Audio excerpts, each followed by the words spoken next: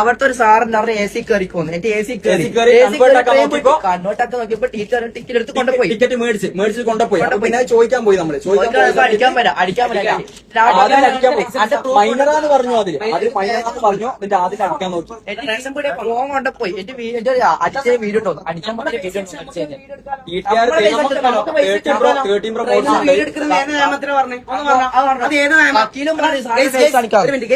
അത് ഏത് നിയമത്തിലാ പറഞ്ഞ് ട്രെയിനിന്ന് വീഡിയോ എടുക്കുന്നത്? അത്ര ആള് വ്ളോഗ് എടുക്കുന്നുണ്ട്. എന്താ ഇത് ഗൈസ്? ഒന്നും പറയാൻ പറ്റില്ല. ഇത് മൊത്തം റെക്കോർഡ് ചെയ്ത് വെച്ചോ. റെക്കോർഡ് ചെയ്ത് വെച്ച കാരണം വെച്ചാൽ പറയാൻ പറ്റില്ല എന്താ സംഭവം എന്നുള്ളത്. കാരണം ഇനിയിപ്പോ ഷൊർണൂർ സ്റ്റേഷനിൽ ഇറങ്ങിയിട്ട് എന്തോ ചെയ്യുമെന്ന് അവിടെ മെമ്മോ എടുത്തിട്ട് അറിയില്ല. സ്റ്റേഷൻ അയാൾക്കെന്തോ മേമോ എന്താ സത്യം പറയാണ്. അയാള് പോയല്ലോ, അയാൾ പേടിച്ചു പോയല്ല.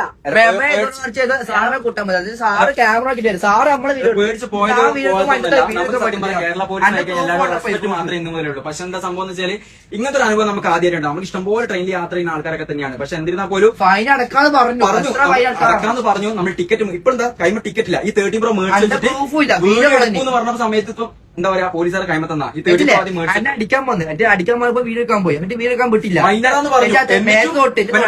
പറയാ പ്രൂഫ് ഉണ്ടോ തൊട്ടേന് പ്രൂഫ് ഉണ്ടോ തൊട്ടേന് പ്രൂഫ് ഉണ്ടോ? പ്രൂഫ് എന്റെ പ്രൂഫ് കിട്ടിയാ എനിക്ക്. നീ കാണിച്ചിട്ട് സാധനം കിട്ടിയാ അന്റെ പ്രൂഫ് കൊണ്ടുപോയി. സാറേ മുഖം കിട്ടാൻ വേണ്ടിട്ട് ഫേമസ് ആവാൻ വേണ്ടിട്ട് വരില്ല. ഓക്കെ ഫേമസ് ആണ് അതിന്റെ അടുക്ക്. ഒന്നും പറ്റില്ല. വേഗം എടുത്ത് അവിടെ അല്ലല്ല മുഖം കാണിക്കല. അയ്യോ പോലീസുകാരെ മുഖം കാണിക്കലടാ. വക്കീലാണ് മുഖം കാണിച്ചോന്നാ. മുഖം കാണിച്ചോന്നാ ഒന്നും കുഴപ്പമില്ല. സാറേ വേണേ പൈസ വേല വേണമെങ്കിൽ വന്നു. കമൺ കമൺ എവരെവിടെ ആധാർ കാർഡിന്റെ ഇത് കിട്ടിയ ആധാർ കാർഡ് ഇല്ല. എന്റെ ആധാർ കാർഡ് ഇല്ല. ഇവിടെ വേറെ സംഭവം ഉണ്ട്. അതായത് എന്റെ ആധാർ കാർഡ് കൊണ്ടുപോയി.